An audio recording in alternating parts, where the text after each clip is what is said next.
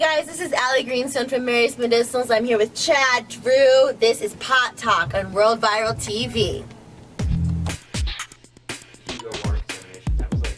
Pot Talk. What? I think we're back, actually. What up? We're here. Hey, you know what? We're not only back, we're back in style right now because Frank is in the house. Dude, scientist Frank. One of the smartest dudes I know. How are What you, up? Frank? How are you, Probably brother? pick up a mic. It's interesting because we do a lot of cool segments on the show, but there are not too many people that I look forward to talking to more than Frank. Wow. Appreciate that. How do you feel about that, man? How does it make Flattering, you I feel feel? very good about that. I would just want to give you a warm, moist, creepy hug. Yeah. Hey, Talk to you I'm a about hugger, Jesus. man. I'm a hugger. I don't know if you know Chad Drew, but Chad Drew is I more hug- than a hugger than me. I hug everybody. Send some love, right? Yeah, then I have to get Welcome up. to our circle, Frank. We do there's a lot of hugging that happens in the basement. Frank, dude, We I'm don't glad. talk about that or make eye contact. I'm glad that you joined. Every time that you're around, I can't stop talking to you. That's why we've given him his own show at Herman's Hideaway. He's got some kick-ass things that go down. He talks about all the time, blow your mind every 5 seconds, roughly. Is that right, Chris? FrankTalk, dude. That's what we're talking about right here. Dude. He'll blow your mind. He's got knowledge to drop. He's interesting to listen to. He's got lots of anecdotes, and he's fucking a badass. And he's Yeah, here so at Herman's we- this Saturday. And This we Saturday. so we talk about all kinds of the medical and scientific things behind cannabis, what makes it tick, and what makes the industry kind of push forward from that aspect, which, as any educated voter knows, is why everything has moved forward the way it has. Right. And so let's take a quick moment here to maybe preview what's coming up this Saturday. What's going on? Okay, what's going on? We don't want to spill any secrets, but maybe make sure just you a come little. out and get the full story. Well, a lot of stuff coming down, like cannabis is legal now, and then there's a lot of stuff that's going to come along with that. Primary focus of the talk is going to be what do you have to be concerned about as a normal, regular cannabis consumer in terms of like employment law, piss testing, all that stuff. Like people, just because it's legal in Colorado doesn't mean that you can't be randomly drug screened and lose your job. There's Right. actually been some court cases on Yeah, that. and I've heard of people I know that have gone through that. Yeah, and Colorado also has a DUI law based on amount of THC in your bloodstream and whether that constitutes a driving risk. And Colorado's law is actually better than a bunch of them because they have to have a preponderance of evidence along with that. But Right. what you should be concerned about. Not only knowing your rights, but also knowing the science behind it so that you can better defend your rights, and kind of assessing the technology and where it's at and where it's not at. So one of the things we're going to talk about is why an entire panic started over the summer where there was THC in the water. Yeah. Yeah. Oh, God, that was such nonsense. Yeah, it was actually based off of like a commercially available THC saliva test that they were doing. They were doing screening of employees, and they were using tap water as a negative control, and all of a sudden the tap water lit up the test. So funny. Not a good test. Yeah. There's no THC in the water. Actually, it's kind of funny that you bring up your friends from 9 News because they actually just ran a story last night. I saw. I don't know if you guys saw it at all, but it's there's a huge new push as far as what's considered dabbing, how good it is, how bad it is for you. There's been rumors as far as people taking their lives, how it keeps you in a depressive state of mind, all that crazy shit, because nobody knows what it's like to get that much concentrate just going straight to your brain. So Yeah. Are you a dabber? I'm not, unless I want to stare at the ceiling for the rest of the evening. Sometimes I do. Yeah, sometimes. Not typically, though. Yeah, usually. Right time, right place. Yeah, No. gotta be like staying home. Yeah. No, I was putting together a slide today on, people were asking me like, how long does THC stay in your system? And I was like, with dabbing, who knows? Yeah. Forever. Yeah, for sure. It's like 6 months, Yeah. 10 months, maybe something like that. Yeah. I thought it was kind of funny. You would have totally giggled. I was picturing you giggling at the story because they're talking about, there's the pens. There's a lot of pens. I'm a fan of Open Vape. They have the new craft. There's a lot of clears and all that fun stuff. It's a cartridge and you puff on it. It's got a lot of THC in it, but you're still not really dabbing. No. You know what I mean? You're not getting that massive intake of that high of a concentrate. You know what I mean? Yeah, and I mean, traveling out of state this past weekend, everyone's like, "Oh my God, people are doing this. Do you do this all the time?" And I was like, "No." Do you get drunk all the time every day at work? Of course you don't. I do.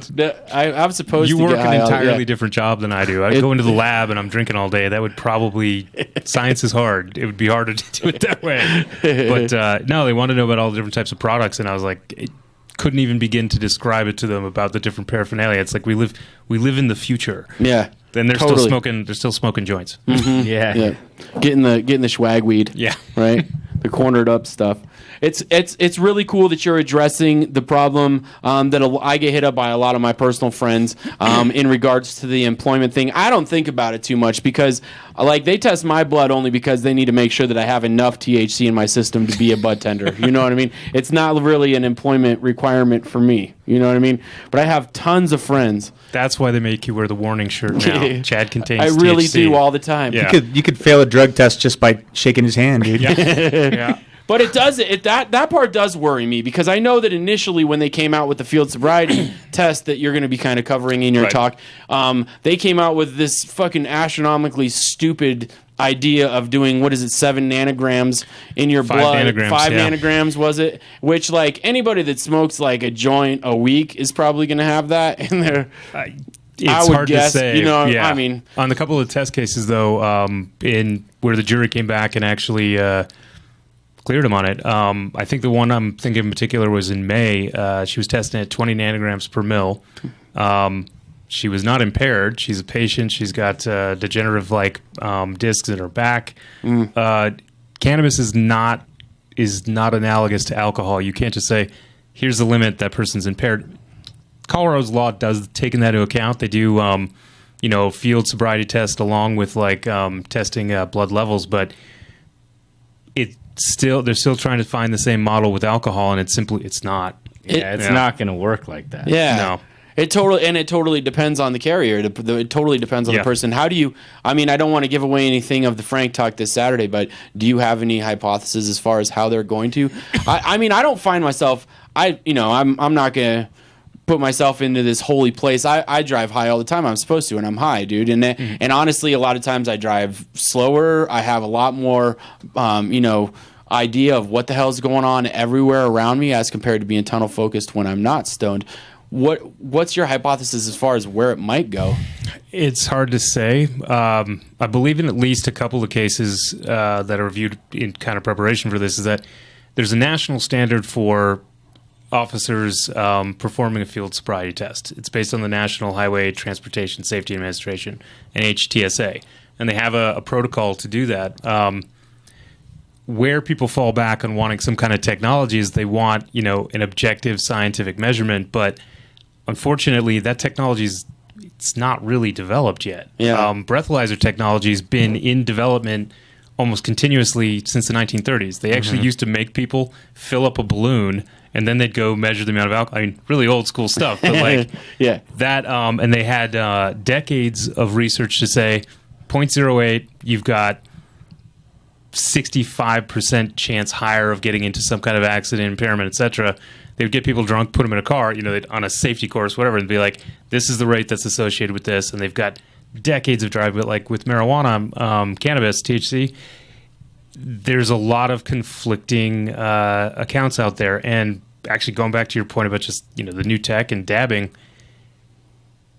this is probably the only time in recent history where people can continually get access to really high concentrated products, and they use those for chronic pain.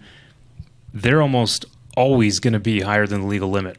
Right. Yeah. And it's I think we really have to get back to having like a very strict objective measurement of whether somebody's impaired, because that catches everything. If somebody's really tired, Right. if somebody's on alcohol, if somebody's on opiates, if somebody's on, for many different reasons, people can be impaired. It's not just driving under influence, and should not be driving because they're impaired. Right. A field test for that should catch it no matter what, and it should not automatically go to, we're assuming that you're high. Right. Because just because you can detect it, like some of the things I'm going to talk about on Saturday, like urine tests for like THC, it only tests inactive THC.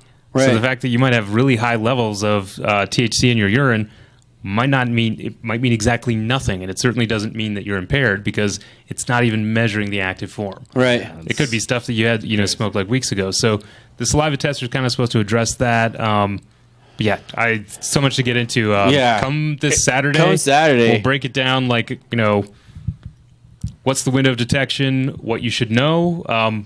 By no means do I ever advocate driving impaired, whether somebody's too tired or somebody's on, cold medication or pot It doesn't or whatever. always have to go back to cannabis, dude. And right now we're going to be the scapegoat for that because we're trying to paint a picture that there really isn't too much wrong with cannabis in the world. Yeah, and people are just trying to figure stuff out. I mean, Massachusetts is alarmed right now and actually so is California, and they're all because California's got that bill coming up. Yep. One of the things they're alarmed about, and they're trying to do the best for public good, but they don't know what the impact is going to be. Right. And they've only really started measuring, tracking stuff like this in Colorado since rec became legal. And they really are trying to do the best job they can to be like, this is the blood level. It correlated with this accident. It wasn't, commingled with alcohol. Because a lot of the accidents were like, they had THC in their system. Right. They often had alcohol too. So then what do you... Yeah. All right. Blows it all out of proportion then. Don't drive impaired, Yeah. no matter what. We'll Don't. figure out the rest of this stuff so that everyone can kind of have the rights protected. Yes. Yeah. Frank, I absolutely freaking love it when you're around. Make sure that you come out this Saturday. He gives a Q&A session, so you get a chance to be able to ask questions. We're also going to be streaming it live here on World Viral TV if you don't make it down, but we expect to see you there, damn it. Yeah. That's right. Come on by Scientist Saturday. Frank. All right. Appreciate you Frank. being around. No problem. Colorado Green Labs. That's right. This is Music Buzz Live. We're going to take a quick break. We're going to get a word from our sponsors, and we're going to come back and do some top 5. Sounds good, man. Hey? Hey, yo. Oh, all right. Hey-o.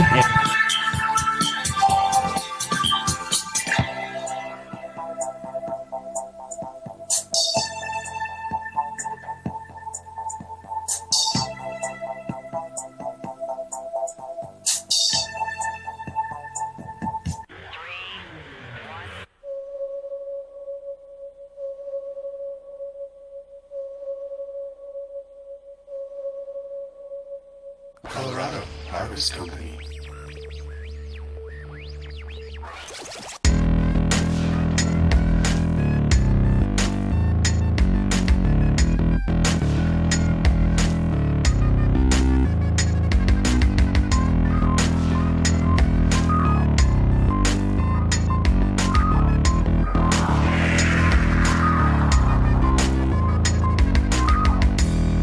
I captured your beauty to put on display, as if it's my duty to blow you away. This is the end of everything I've ever known. Please World Viral TV is brought to you, as always, by Colorado Harvest Company. Welcome to the newest Colorado Harvest Company.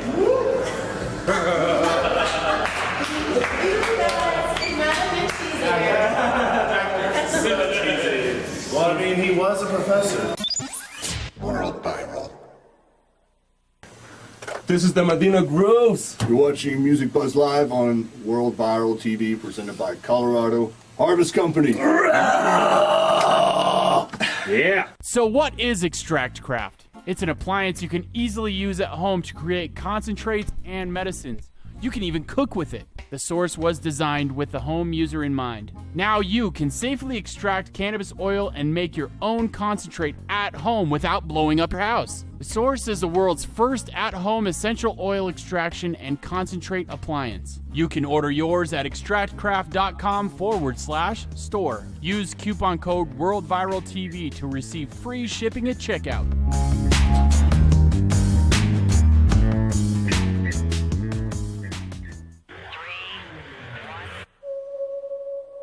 World Viral TV is brought to you, as always, by Colorado Harvest Company.